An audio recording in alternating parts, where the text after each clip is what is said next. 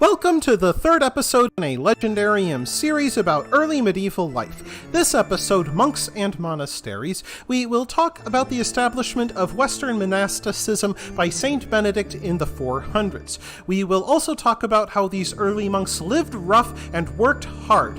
Then we will talk about the rules that governed life in a medieval monastery and how they became centers of learning during the so-called Dark Ages.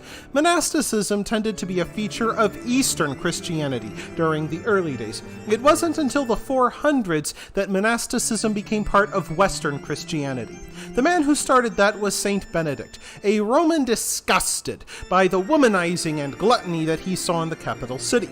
Seeking refuge from temptation and determined to focus on prayer and meditation, Benedict retreated to a cave outside Rome. He focused on prayer, living only on food donated by his admirers, which they lowered into his cave with a bucket. However, those admirers soon wished to follow Benedict in rejecting the world and embracing God. Soon, Saint Benedict had to write a rule book for his fellow hermits and organized them into communities spread throughout the Roman countryside. Of course, Roman Britannia became Christian when the Roman Empire converted under Constantine. However, paganism soon came roaring back with the Anglo-Saxon invasion. The native Britannic Church continued to exist in the western fringes of Britain, Ireland, and Scotland. However, native priests had good reason to hate the Germanic invaders and made little effort to convert them. The conversion of the Anglo-Saxons did not come until St. Augustine's mission in 597. King Ethelbert of Kent saw many advantages in becoming Christian. It linked him to the institution that represented Roman Imperium, the Catholic Church. It tied him to the great monarchies of Merovingian Francia, and having one religion with one God helped to back up the royal authority of the one king. Not long after, kings like Ethelbert began to invest in monasteries that followed the Benedictine rule. Most received land grants, which also kept valuable real estate under royal control. Until the time of Alfred the Great, most people would have had contact with monks rather than priests. Our image of the medieval monk tends to focus on lives of prayer and contemplation. Of course, in the rough-and-ready early Middle Ages, monks had to work hard if they wanted to follow Saint Benedict's example, not to mention put food on the table. Monks lived in wattle and daub huts just like peasants. They also did their own plowing, baked their own bread, and brewed their own beer. A monk's hut consisted of a bare wooden house with a dirt floor, a bed made of straw with a woolen blanket, and a few eating irons with a wooden bowl. Their rations were peasant fare, like black bran-heavy bread, vegetable soup called pottage, and plenty of beer. About 20% of their caloric intake likely came from meat. In short, monks had to do the same work that peasants did, along with keeping up with their rigorous devotional schedule. Like every other aspect of medieval life, the monastery was governed by hierarchy.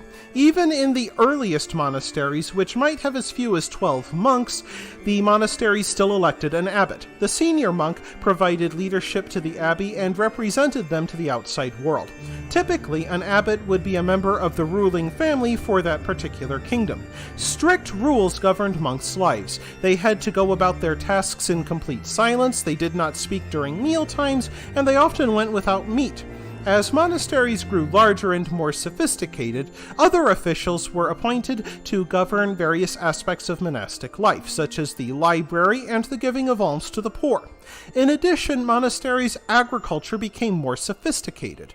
Rather than mere subsistence agriculture producing grain and vegetables, they also produced herb gardens and ponds for growing fish. Some monasteries even specialized in raising sheep and goats, becoming early practitioners of selective breeding to get the best possible stock. They also prayed 8 times in every 24-hour period, including prayers at midnight and 3:30 a.m. Showing up late for prayers held in the chapel meant having to lay prostrate through the service, face down on the floor with arms outstretched. This increasingly uncomfortable and even painful position might be held for as long as the abbot pleased, maybe hours. For grave offenses like habitual insubordination, a monk might be expelled, and to the medieval mind, that meant an almost certain path to perdition after death.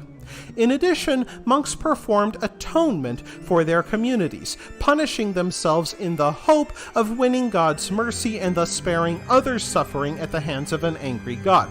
Saint Cuthbert, who served as a monk, became famous for wading into the ocean during the depths of winter while praying for his fellow men.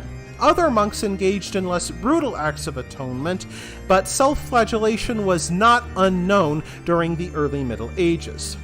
However, monasteries also served as centers of scholarship.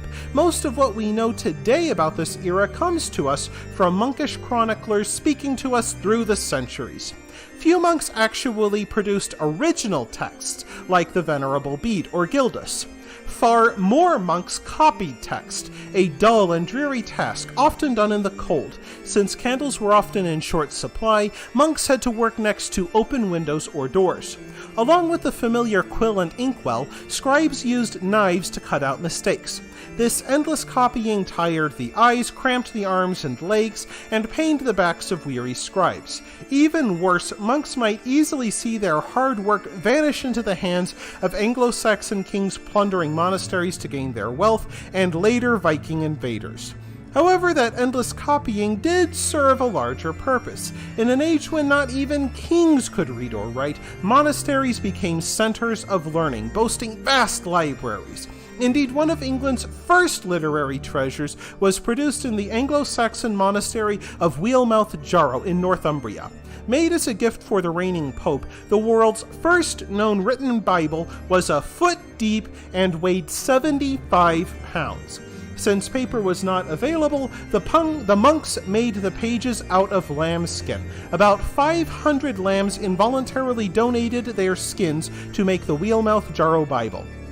It included diagrams of the Bible's layout, along with illuminated paintings of the monks who made it.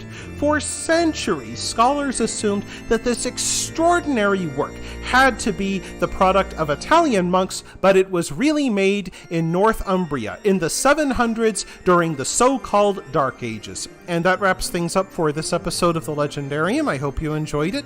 If you like what you saw, press like. If you want to see more, press subscribe. And if you've got anything to say, let me know in the comments section. Thanks again for joining me, and I hope that you have a great rest of the day.